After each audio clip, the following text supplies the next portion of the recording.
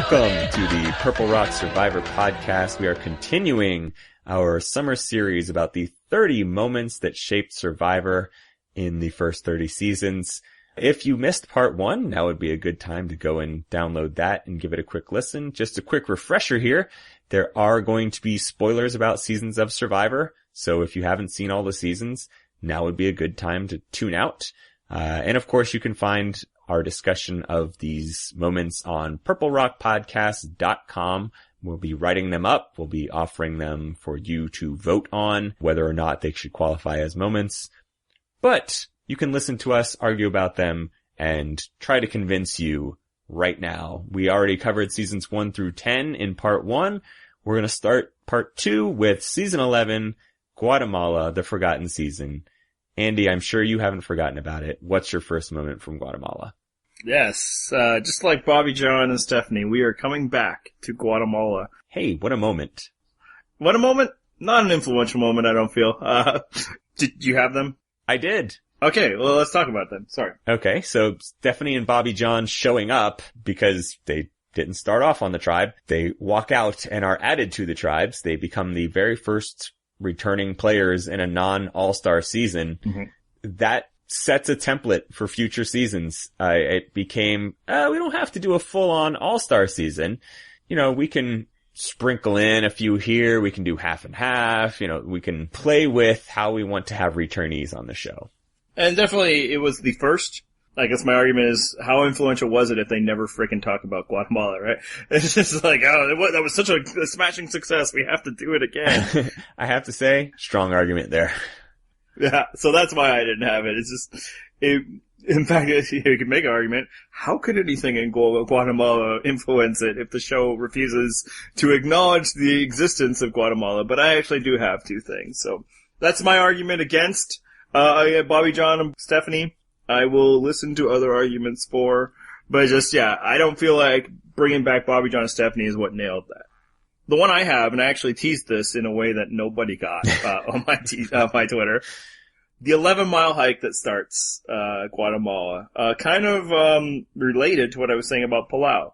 This show, especially in the beginning, kept trying to show how hardcore it was, and they kept trying to find that bar of, you know, how much can we take away from these people? How much can we make it survivalist? And you saw them, you know, in Borneo and Australia, they gave them food, you know, not just rice, right? Mm-hmm. And then they're like, in our cases, we're not giving you anything. And then they kind of like, okay, sometimes we have to give you a little bit, but we're going to take away this. We're going to make you build this. We're going to do this. We're going to throw you off the boat in your clothes. So it just kept seeming to be this escalation of like, how tough can we make it? And then they started a season with 11-mile hike that basically wiped everybody out, and they're like, okay, too much. And so I feel like the influential moment of it is, they found the bar, and they never did that again. I kind of disagree, because I actually thought about including something like this for Africa, mm-hmm. but I couldn't come up with a specific moment. Yeah. Africa, I think, and I think you agree on this, is probably the worst season from the survivalist perspective, just because it's so brutal and their conditions are so awful that it made for bad TV, because everyone's mm-hmm. just dehydrated and famished and surrounded by predators and can't leave. Like, the entire game takes place in, like, you know, like a gym, basically. Like, yes. You couldn't even, like, strategize against people because they could see you the entire time. Right. Exactly. I'm right behind you. I can hear you talking about me. Which wouldn't have bothered Douchebag, but... Yeah, exactly. So, yes, this is probably the furthest extreme that they get to, but they do start Tocantins with a roughly similar hike. It's not 11 miles. It doesn't beat them down quite as badly, but this is not the nadir of, you know, forcing survivors to do terrible things at the start of the show. They certainly still force him. I think they realize can't do that. Like, I think this is like the max. And I think part of why they don't really celebrate Guatemala much is like, oh, we kind of screwed that up. I included it as a teaser just because I thought it would be different and it wasn't a tribal council moment. I'm not fully convinced it is a lock or anything like that. But, you know, to your Africa point, you couldn't find a moment. Right. This is the moment, right? And then, yeah, if we're just like listing like most hardcore things, obviously this is on the list. Its influence is a little more nebulous. I will definitely give you right. That. Okay. So I have one that the influence is not remotely debatable, although you can maybe make an argument, and you may do so, that this is not the season that we should choose for it. But the Hidden Immunity Idol gets played for the very first time. This, whether it's this specific season or not, sets in motion a very, very important gimmick within the game that has come to affect a lot of seasons since then. Yeah, it's definitely worth bringing up here, but as you were kind of alluding to, this isn't what made it take off. This is the early tinkering of it, you know. Almost like if you think of music, sometimes the most influential person in music wasn't the first person to do it, it's the person that discovered it and was popular. Right. Someone else wrote the song, but Jimi Hendrix sang it and played it. Yeah, exactly. Yeah. And this wasn't it. Because this wasn't the Idol yet, you know? It was like, people couldn't vote for you. That was all it was. And yeah, nobody talks about people forget often that this season was where it debuted. Yeah. Jeff Probst seems to forget that this was the first season. Probst forgets everything about this season. So yeah, it was the introduction of an incredibly influential thing. This isn't the moment that helped define it. And that's fine. I understand that argument. No, I think we needed to bring it up here so that people didn't think we forgot it. They don't think we're Probsting it. Yeah. Just, the Idols moment will come. This isn't it yet. Okay. I have one that I think might be closer being a lock. And it's Danny buying the advantage at the auction. Oh, you started with Danny. I thought you were going to land on mine, but that's not the one that I picked. Yeah, it's, and this is a first, I believe. I don't think there were advantages before this, but it also turned the game around, and this might be why she won. This was the time when they were going to get rid of her. They couldn't, and then they kind of moved off of it. And that's why I think it is influenced. And the influence wasn't, immediate exactly, but, there's a curve to the point where that's basically all the auction is about now. And it's for people that could see themselves pulling off the underdog run that Danny was able to do because of this. I mean, you present a damn good argument for it. I didn't have it on my list, but that's not a bad option. When you said Danny, though, I thought that you were going to do what I did and sort of shoehorn this in. Gary Hawkins gets recognized by Danny as Gary Hogaboom. He's the first former professional athlete that becomes a Survivor player. That certainly is something that got repeated in future seasons. And it did have an impact on the game.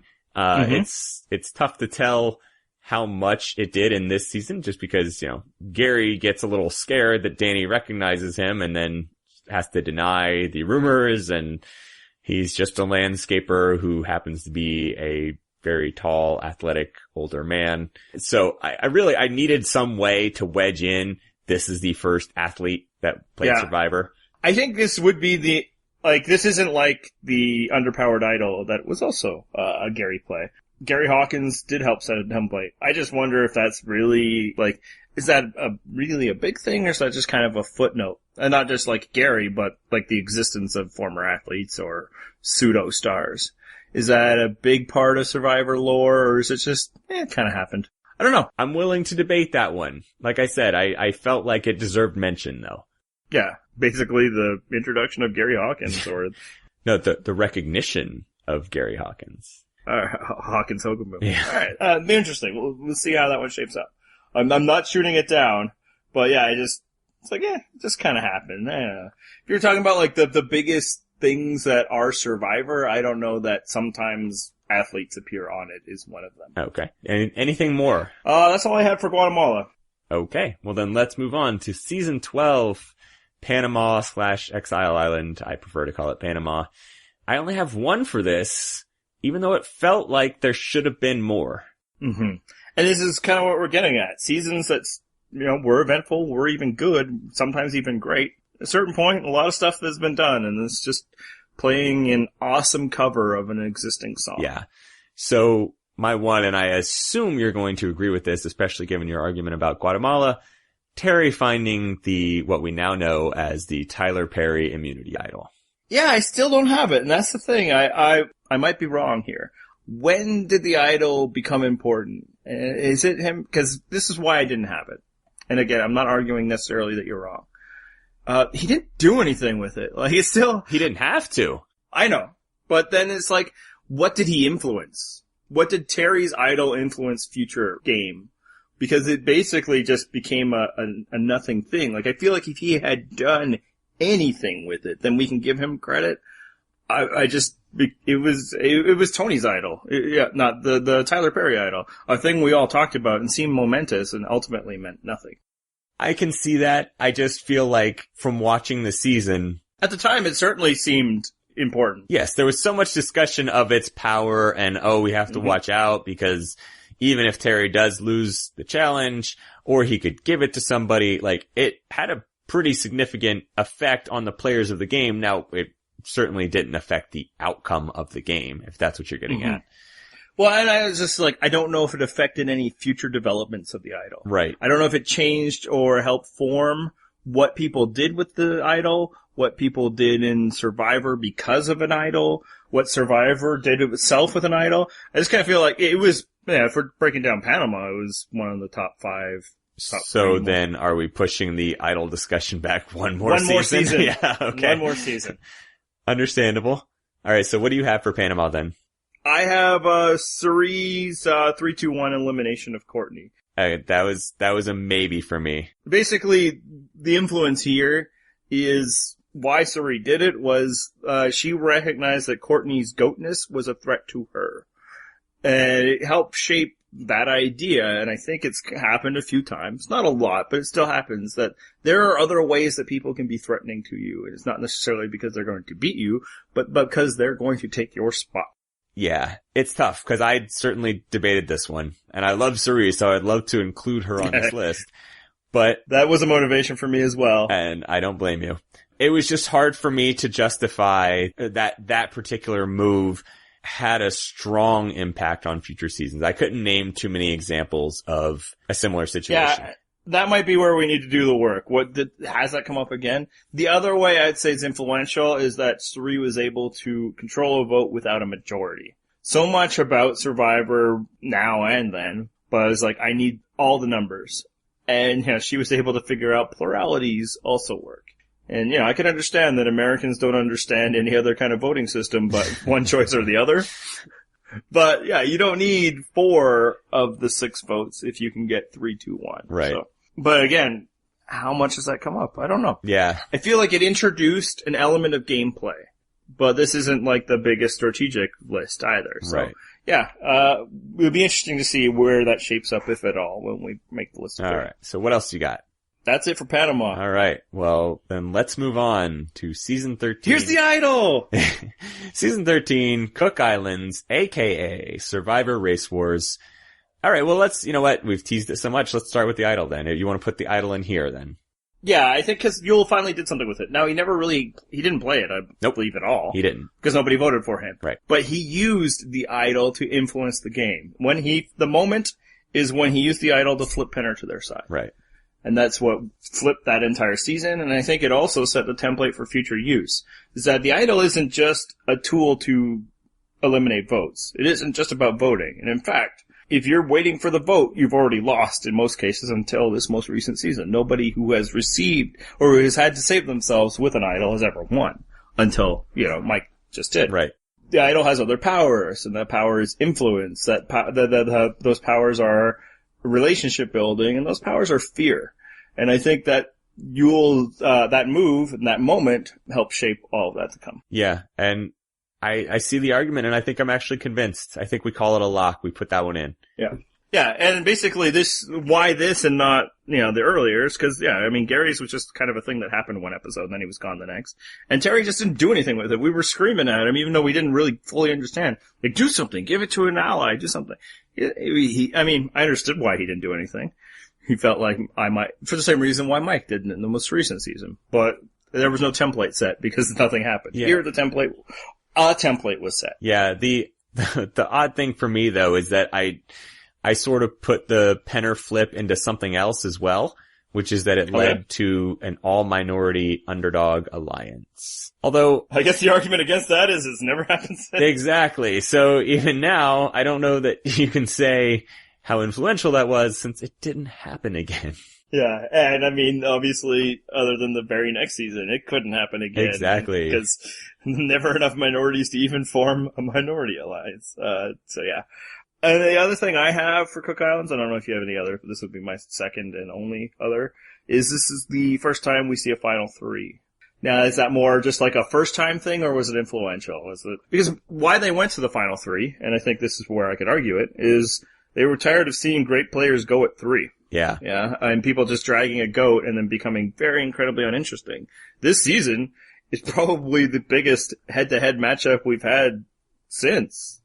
Which was Ozzy versus Yul, right? Yeah, I mean, if we had gone one more challenge and then Yul ends up winning and takes Becky, or vice versa, Yul gets voted out by Ozzy. Yeah, then we wouldn't have gotten that. Right. Yeah, so it here did exactly what the show wanted to do. I think the end goal, though, is people just pushed that Final Three thing to the Final Four. Yep. So, oddly enough, I'm iffy on yours, but mine is actually Yul winning because Brains beat Braun. I don't know, though, that this might roll back into Richard Hatch's win. This is the influence of Richard Hatch and or Tina. Yeah. Right?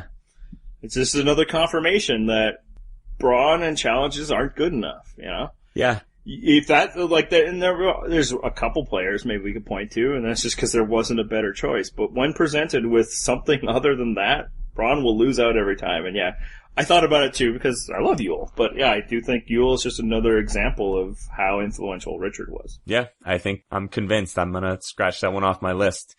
I will give some thought to the Final Three thing though, just because you make a good point, and obviously it's had an impact because they've brought it back for most of the season since then. Mm-hmm. I don't know that I'm strong enough on it to call it a lock. Yeah, it's a consideration, but it's up there. Yeah. All right, is that all you got for Cook Islands? That's all I got. All right. So let's move on to a season that people hate, but is oddly, I would argue, influential. Would or you? At least compelling. Hey. I don't know. Let's see. Okay, so season 14, Survivor Fiji, also known as the beta version of the cast from Cook Islands. This was going to be another season of Tribes Divided by Race. They just had a white woman drop out and had an odd number of people starting the season. So what's your moment? I assume I know one of them, but I can't imagine there being more than that. Yeah, we'll start with the lock and then I got a couple maybes. Okay, go ahead. Voting out Edgardo. Yeah. Which isn't just possibly my favorite moment in the history of Survivor. But where the influence is you had two alliances going head to head, and up until that moment, the strategy always was take out the most dangerous player. Yep. This is basically where they screwed up in Cook Islands. They're like, no, it's gotta be Yul. Yul has an idol. No, he doesn't. We just gotta do Yul. It's gotta be Yul. Yeah. Like, take out Becky and then this never happens. Exactly. Sandra, any of them. They figured it out. Obviously, you know, there hadn't been a large history of idols to consider. Right. But yeah, and even there, they were like, okay, Alex, okay, well then, Mookie has the idol, now he's dangerous, we need to blindside him. And people were just like, no, end around. Let's just do Edgardo. And that became, you know, a classic part of Survivor strategy, and you see it multiple times since. Yep. Both discussed and in actual play. Alright, yeah, I'm gonna call that a lock as well. So what else do you possibly have from this abject horror of a season? This is the first fake idol. Yau-Man made a fake idol here. Yeah, but it wasn't used to any effect. It wasn't, but it planted the idea in people's heads, like, oh, that's something to try. And it led to some great moments after that, you know, obviously one of the best moments in Micronesia. Yeah. And possibly the actual best moment in Gabon, which is, you know, a low bar. Yeah, it feels like it's just a silly little thing. As you say, it never happened, but it happened on the TV show. We saw it. It was like, for one, we love Yau-Man. What a great idea. Yeah. And it was more like, what a great idea. And it became this thing that actually worked twice. Yeah, I would say though that even when it worked, it's been such low impact. From a strategy standpoint, you're right. From a show standpoint, this is part of the lore and the watching. Okay. Whether a couple things. One, entertainment value, right? Yes. It's a bleeping stick is one of the most entertaining things. Messing with Randy and Gabon, also highly entertaining. The only thing I can recommend of watching that season for. But even just like when we're batting around ideas of what somebody on the bottom could do, fake idol is part of it, you know? You literally did during San Juan del Sur. You came up with Dale's fake idol part. Yes. It didn't work out. But it's something, right? Whether it's successful or not, that's another thing, but as part of the show, fake idols is a thing, and I think it's a real thing. It might be like a 25th thing, but I think it's a thing.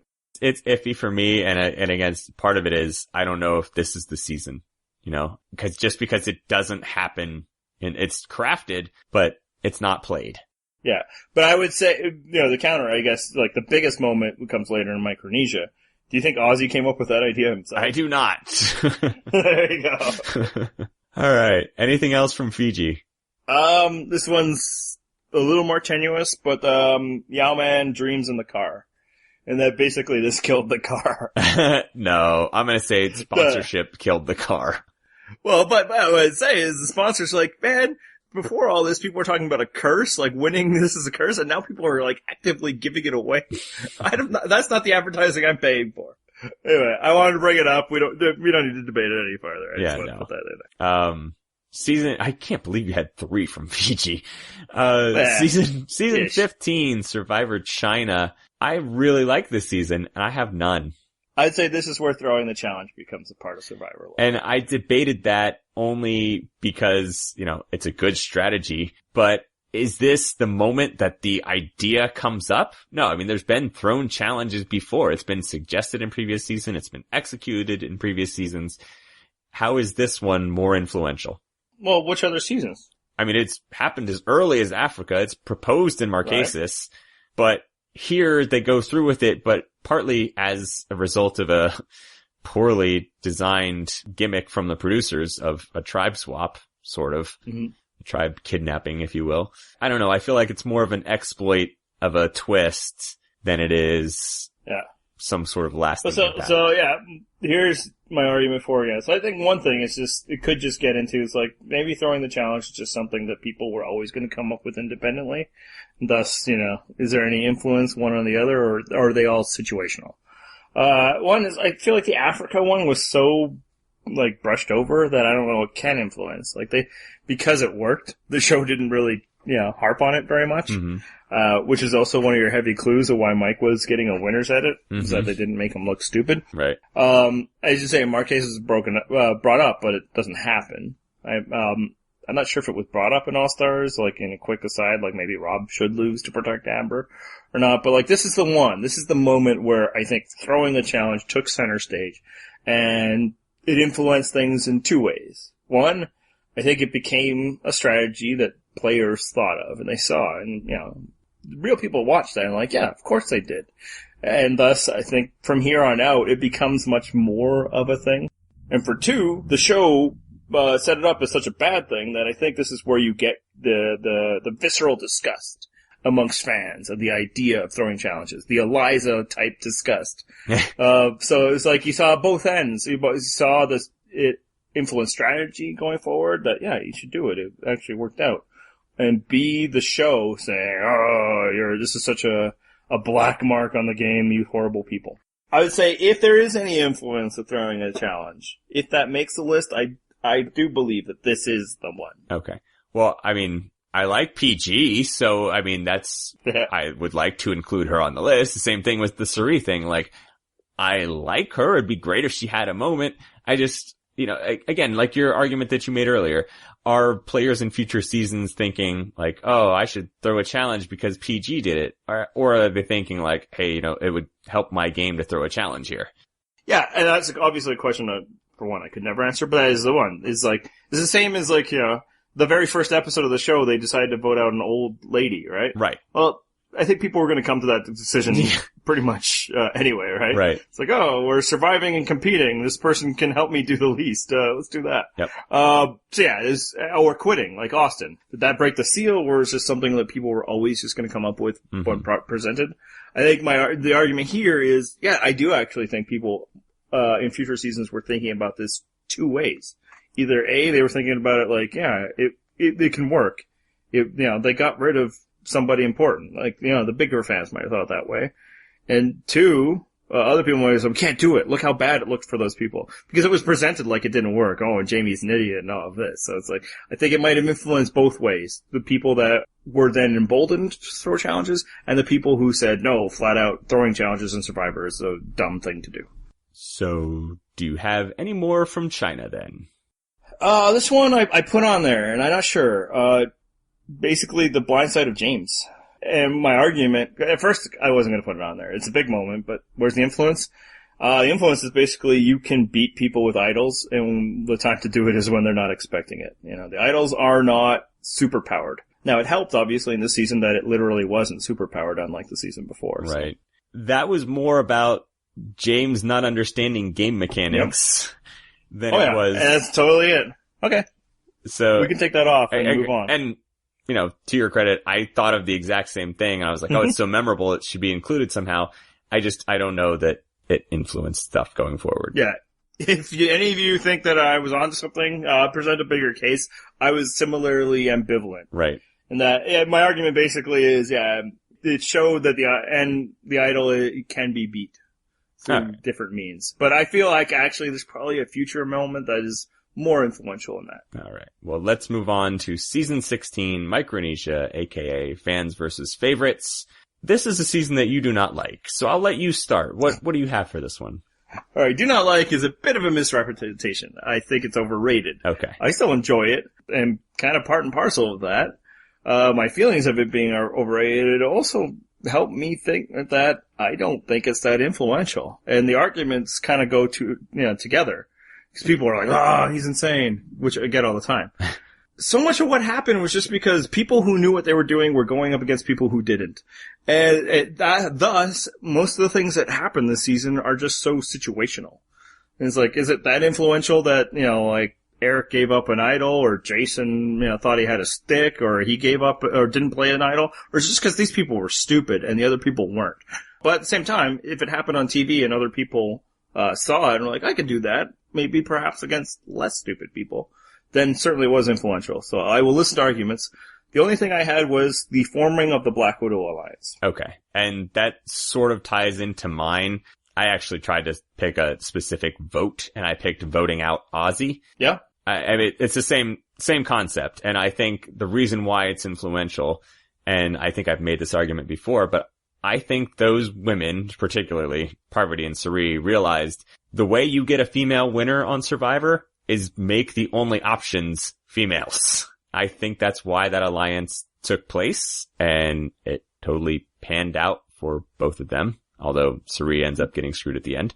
Yeah, so I think basically we just need to figure out the moment, because I think we're both in agreement that the Black Widow Alliance is incredibly influential, and I think I'm leaning towards voting out Ozzy, because that is obviously, for one, it's a big moment, but also, like, that's kind of the birth, the genesis of the Black Widow Alliance, and why I think it's a necessary component.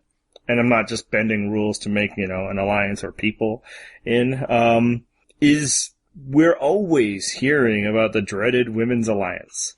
Watch out, there's a women's alliance. You gotta watch out, hashtag not all men type fear. This is where it comes from. I mean, there probably was a little bit of before this happened of like, oh, do you think they might get to? But I bet there was also a little bit, no, they never would. Here, they did, they won, and they made the men look incredibly stupid. Yep. So I think, more than actually influencing future women's alliances, which there's been a couple maybe, but it's usually talked about more than there ever is.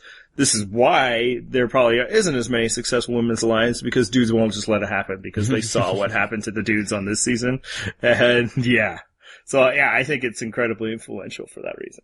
So Lock it down. Well, I'm all in favor of the Black Widow Alliance getting in there somehow. So however we have to cram them in. Did you have anything else for this season? Because that's all I had. That's all I had as well, even though I like that season a lot more than you do. Oh yeah, if we're talking biggest moments, even I would put multiple from this season. Right. But in terms of shaping it, yeah, it's just like, well, hey, don't give up your idol, dummy. Right. It's like, how influential is that? Okay, so, well, although, you know what? It does happen again. Yes. Well, not shockingly, I'm not sure how much that guy was influenced by anything that happened on Survivor besides his uncle being cast. Yes. All right, the next season you can't speak on. That is very true. So what do you have to offer on it? For Gabon, I mean, obviously you could make the argument that, this is certainly the grandest fake idol of Bob's, if you want to say this is more influential, but I really do think Yao Man, and basically them showing Yao Man is what planted the seed. The only one I have here, and it's probably nebulous, whether it's a moment or not. I think this was influential, but I don't know if there's a moment that we can pin down. So it might just be not for this list. But I put down Sugar's 5th straight trip to exile. Now, I think what's influential is all 5 trips, you know? But basically, I feel like the continuous trips, sending one person to Exile Island, you know, the birth of the Sugar Shack, kind of killed Exile Island. They did bring it back the very next season because and tried to rejigger it a bit. But I think this is where, you know, the death blow was struck and then we had some death throws. And obviously they brought it back in San Juan del Sur, but that was kind of because they called the audible late that, let's not do Redemption Island. But I think, yeah, this season reinforced the strategy that you should just send one person to Exile Island to keep the number of potential idol holders down. And thus the show's like, well, that was boring. So, I don't know if it's 30. That's the only thing.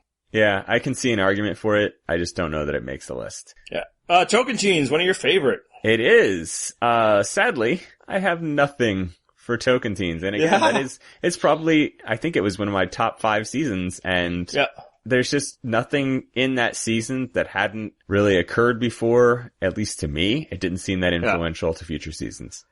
Yeah, I really stretched to put one in here that, you know, I really don't think it's even a moment. I put it down to a moment, like, voting out Brendan kind of kicked off the non-pedagoguing that should have happened.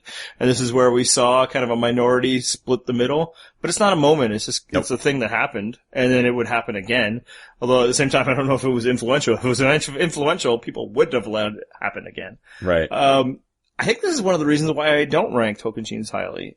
And again, I, admitted even at the time, that could be a mistake. It's just, when I was watching it, that this is my, 20th season in a row, or 17th or whatever it is. And it's just like, well, it was just a good season of Survivor, just a solid season of Survivor, but nothing monumental happened in it. And at that time, it's like, oh, I've been watching for a long time. I need something more, which I could be wrong on. As we've said, we continue to say, great seasons might not have anything, especially from here on out. So yeah, and a big part of the reason that I like that season is because of the cast. I can say certain moments were great, but that doesn't make them influential. Yeah. I could tell you any number of Tyson moments. That doesn't mean that it affected future seasons in some way. Exactly. And if we're talking like influential cast members, this easily has 2 for sure. I'd say JT and Coach are both influential figures, and then Tyson also possible. Maybe more so for later seasons. But yeah, I don't think there's a moment here. The next season there's a definite moment, a lock moment. Yes, there is. So let's move on to season 19, Samoa. Go ahead, give us the lock. Russell finding an idol without a clue is one of the 10 most influential moments in the history of the show. Yep. And we've had some debates with people before, and they're reasonable and rational arguments that they've made. Yes, it might have been harder for people to do this in previous seasons because of idols being on Exile Island, whatever the case may have been. But this is the first time that it happens. And it was a big deal. It certainly had an impact on future seasons. Yeah, and Russell doing it is what impacted it. So yeah, maybe, how impressive it is, there, you can debate that, as you were alluding to. But its influence is undeniable. Right. People saw him do it, and it's like, wow, we're gonna do it. It just became, that's what people do. Mm-hmm. From this moment on, to the point where the show just stopped giving clues for a bit. So, yeah. Yeah, there's no doubt that makes the list. Yep. And that's all I got. Okay. I tried to figure out some way to wedge in the season of one character.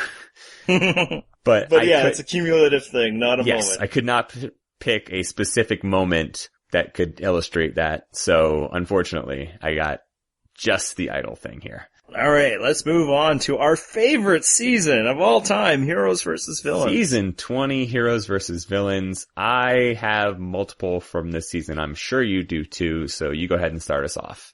I think the lock we could probably agree on was Parvati's double idol play. Absolutely. Yeah, it's and not just because it was a spectacular moment. Maybe this is the best moment in the whole show, or the biggest strategic moment. But basically, it was the use your idol for the least likely to get votes when you can anticipate. This kind of the second half of what Fiji did, or the response. Yeah, and this works on multiple levels too, because she has 2 idols she plays neither of them for herself. Instead, she plays them on the two weakest members of her alliance, which solidifies her alliance with them. Yeah. And it's just, and the other thing that it kind of starts influencing, this is one of the biggest tribal council moments of all time. Tribal council becomes such a bigger part of what happens on Survivor from this part of the show on. Now, whether this is the moment that totally did that, I don't know, but it's certainly part of its influence. All right, I have another one that is best to save for the end. What do you got? I think I know what it is, because I think it's the same thing I thought of. I don't know if you're gonna go with this. I really wanted to talk about it. It's hard to get it down to just one moment, but I actually saw one that I was like, okay, this'll work. Jeff Probst chewing out the villains tribe, and specifically Courtney, for the fact that Boston Rob had been voted out, openly demonstrating his love of Boston Rob and all that Rob represents, when Courtney, to her credit, says, I didn't vote him out, Jeff. I voted with him. It's the breakup of Jeff Probst with Colby and the final commitment of Probst to Boston Rob. Cute, but no.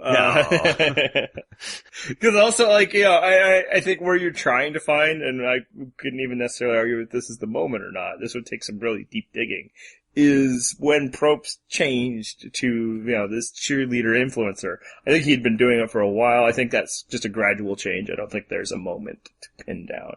But, you know, funny. He definitely does break up with Colby that season. Why wouldn't you? Yeah, you would have to break up with Colby. It's not me, it's you. He's Superman in a fat suit. Yes.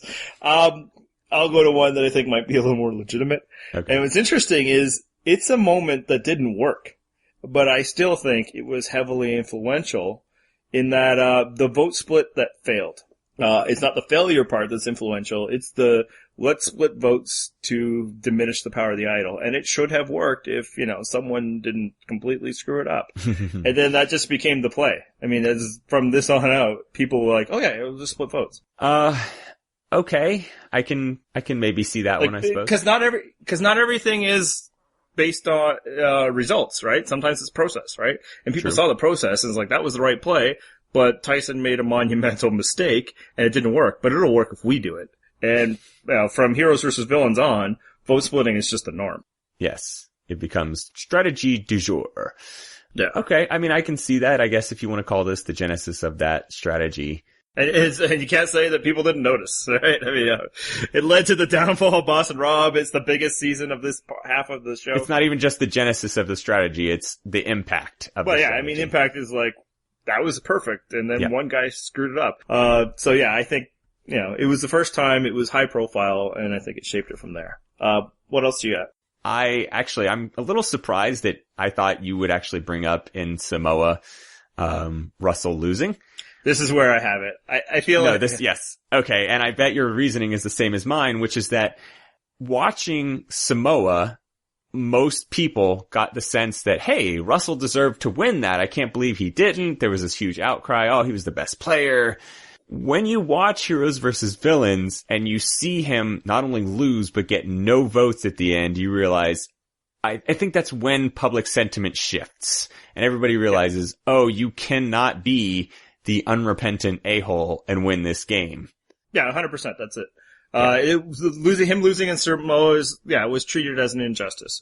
Even amongst people that didn't quite like him. I mean, not everybody. I was like, it makes sense.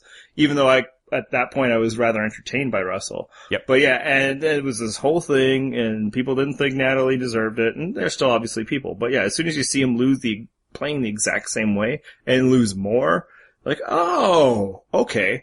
And it influenced. People are like, you can't be a Russell Hantz. Like, if it had just been Samoa, future players would have been like, yeah, Russell should have won. I'm going to be like Russell. And you still get a few idiots like that. Right. But you see him do it in such a public demolishing of him. And that, yeah, if you want like a perfect distillation of the moment, there's probably just a screenshot that we can have of him just like dumbfounded that it doesn't work out. And maybe even later in the reunion where he's arguing there's a flaw in the game, right? Yes.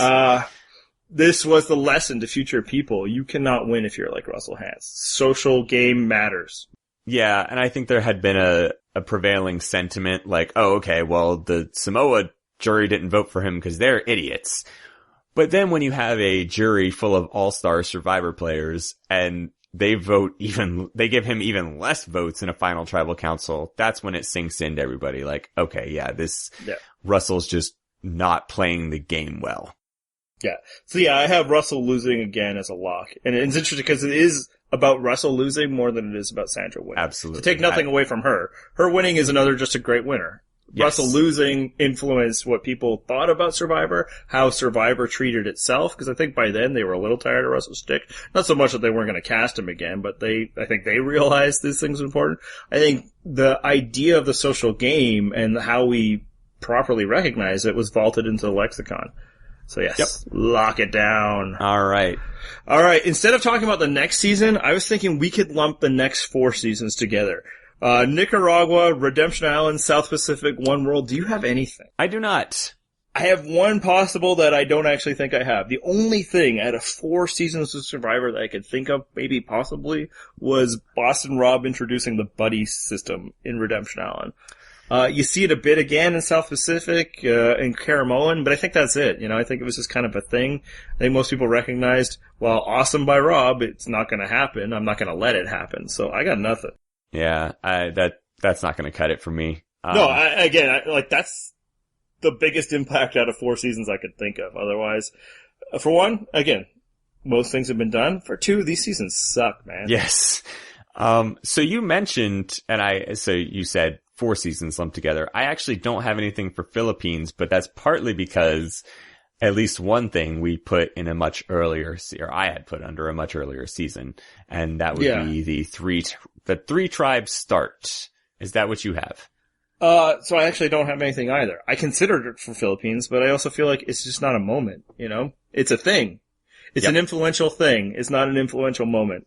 So I didn't want to lump Philippines in with those because I just wanted to reiterate, we love Philippines. Yes. It is, did it rank like 5 for us when we put our combined list? Something like that. Believe 6, so. If it's not 5, it's 6, 7. It's really high up there. But yeah, it's just showing Survivor can be great without doing anything new. And Malcolm did a little couple things here or there, but again, nothing new. Yeah. It was just a great solid season of Survivor. And at this point, it's tough to find something new, and it's tougher to figure out what the influence of it is. So, yeah, nothing for Philippines either. Okay. But I do have something for the very next season. I do as well. Season 26 is Caramoan, and what is the thing that you have for it? So, probably one of the bigger moments was Hold Up, Bro. That's not what I have. I have the Three Amigos idol play. I can think of one direct descendant of it, but go ahead. Yes, that alone. Mike drew upon that and improved upon it this most recent season.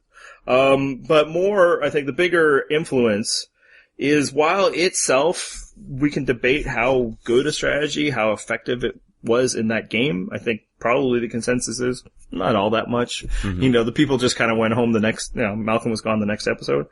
But where I think it's set is it was such a big moment. And it was celebrated as such a big moment that it started to shape the game. And obviously there's micro moments before and there's other things that this is a game of big moves and people were going to make big moves. This is kind of one of, and maybe it's not and that's why it becomes a little more difficult, but one of the moves that kind of shape the more modern sensibility towards make big moves, even if they aren't the best moves. Big moves are great. Is this not a descendant of Parvati's double idol play, though? It very well might be, with just one more idol. Yeah. Where I'm really getting at is, Survivor became about explosive tribal council happenings. Now, I guess where the Three Amigos idol play, let me bring it back, is that it totally, disrupted that tribal council, and we've seen that since. Where tribal council suddenly could become a place of complete disorder. Because as soon as, they mentioned that, nobody's coming home tonight, suddenly nothing Probst is saying and everybody's like voting on the spot and coming up with plans, and that kind of became a bit more of a feature. You can maybe sell me with that argument, but even then it's iffy. Yeah, I think this is a bubble moment. I do, but cause you see it in Cagayan when, both Tony and LJ have it, and also now they're all conspiring. And they were ready because of what happened in Caramoan, right? They're like, Plan B. You see it with Mike, when he has the idol saying he's going to play it with Shireen. I think there might have been something in San Juan del Sur similarly. So, do you have anything else? I do, and mine's a bit of a bubble moment as well. Actually, it was more just funny for me. Brandon Hantz going off the rails and basically ending the show's obsession with the Hantz family. It's possible. Yeah. Where I'd worry to put it on is just like, do we risk that? Because what if we're wrong? Oh God, I know, right? Yeah, honestly, I did kind of bat around the Brandon Hantz thing too. It's like, that influenced the show? But I guess it's just we don't know. Yeah. It's hard. It's like proving a negative, you know? Right. It's like, have they really gone, or would they bring back Russell in a heartbeat, you know? It's like, oh, they taught them to not cast insane people, but it's like, did it? Or, did it? You know, Yeah. cause Colton comes back the next season, you know? Alright, so next season, 27, Blood versus Water, what do you got? I have Caleb switching to Culpepper at the Tribal Council. This wouldn't be a hugely influential, but it might be a top 30 influential in that it showed that you can change your mind at Tribal Council. It showed people being influenced at Tribal Council. In fact, you can see the influence later on this very season. Tribal Council is much more active now than it used to be, and I was trying to figure out what the moment was. Maybe it's not this one, but it feels like in the past 5 years, well, or not, 5 seasons, Tribal Council means more than it used to. Yeah. People are assimilating information that happens at Tribal Council and, like, switching their vote, which was, like, just completely unheard of before now. It's iffy for me. But here's the thing. Maybe this isn't even the moment of the season. Maybe it's when Sierra changes her mind to go to Rocks. Maybe. Cause in Cagayan we see Cass change her mind at Tribal Council. I think more than once, possibly. But certainly at the Spencer vote. Listeners, let us know, what do you think is the moment? And maybe it's a series of moments and thus there isn't one, but it's like, it could be Caleb switching to Culpepper, cause he literally did it on the spot.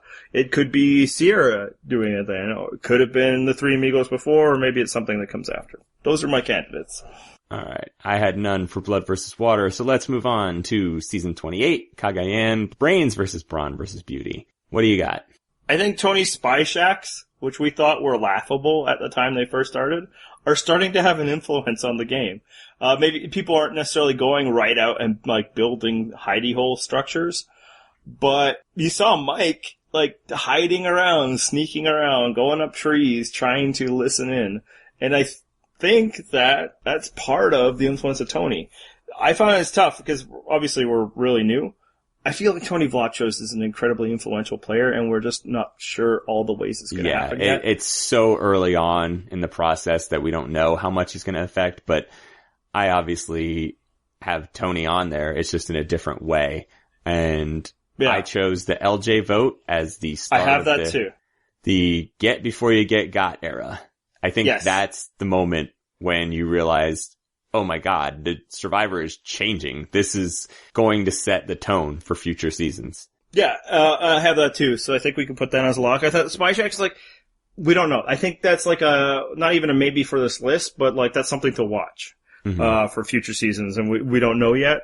But yes, Tony voting out LJ wasn't even necessarily the first instance of this. Just the season before, voting out Aris is similar. But I don't think that had the same impact in some ways just because Blood versus Water is such its own unique thing. Yes. That I think a lot of it was set aside. And also fans versus favorites and all that. I think Tony voting out LJ was the moment, in part because most people thought it was a mistake. Yeah, us included. Yeah, I mean, although, you know what? I do remember by the end of that episode being like, you know what? I'm sold. It makes sense. Yeah, I get it. Yeah, as you listen to our podcast, we were kind of like, I think maybe, but, and then we kind of talked our way through it and we're like, you know what? Ultimately, it's right probably idea. the right one. I think we were like, good move, but a little too soon. And then it turns out, no, just good move. Yep. And that's it. There's no too soon. Yes. Or at the very least, too soon isn't as soon as you think it is. Right. If there's somebody that's a big threat to you, you gotta get rid of them. And yeah, we see it the very next season in San Juan del Sur with the elimination of both Jeremy and Josh. John, he doesn't know a lot, but he knew that. And then we saw it in Worlds Apart too. Even at this early stage, it's canon now. This is part of the lexicon. Yeah. Well, people who wait, are voting, instead of being voted for. Yeah, and I think we predicted at the time, like, there are going to be imitators of Tony's game, and some of them are going to do it very, very wrong. Some of them are going to get the concepts and do it right. Yeah. Which leads me to my final one for this, and actually my final influential moment, period, is just Tony winning. He's the other winner, I feel. Their victory is an influential moment, because I feel voting on LJ itself wouldn't have worked. It would have been derided as a bad plan. Voting out Jeffra, building spy shacks, wild idol hunts, all of that was, at the time, by many Survivor fans, people we even respect, was being derided as, too risky, too crazy. And then he wins, and people were like, I guess you need to play hard or don't play at all. And you see it just with Natalie the very next season. She makes big moves at the end, instead of just coasting on the weird, this is our final 3 deal they had. Offense is what is important in current Survivor, and Tony's win is what's, validated that. Yeah. I'm assuming you already said you have nothing for San Juan del Sur. I don't blame you. I don't either. It's probably way too early to predict anything from Worlds Apart affecting future seasons, but I do have one, and I think you might agree with this. Jeff eviscerating Dan at the finale will absolutely stop people from complaining so publicly about their edit.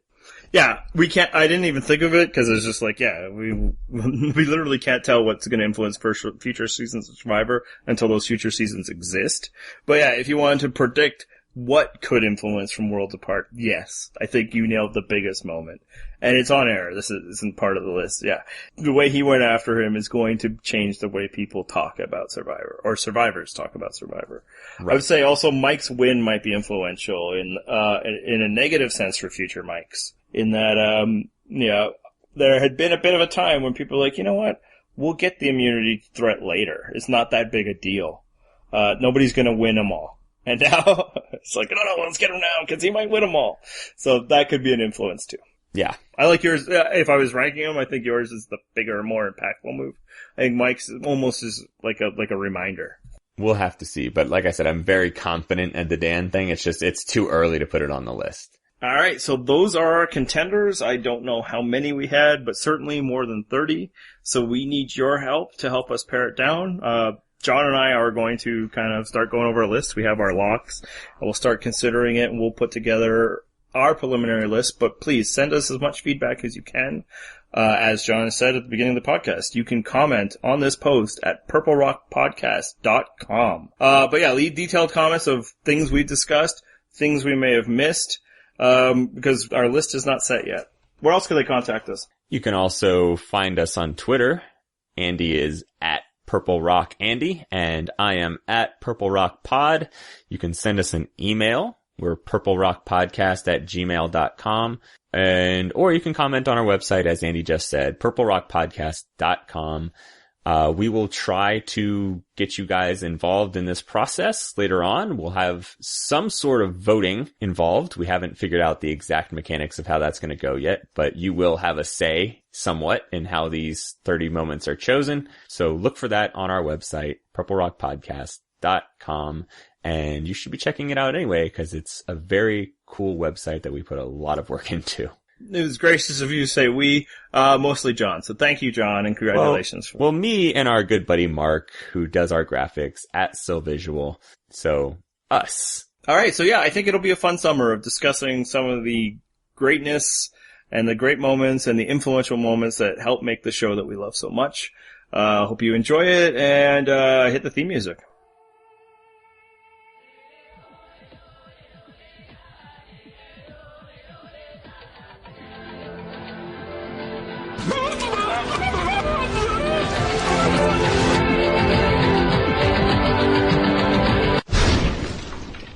That's what it's like when a woman wants a baby.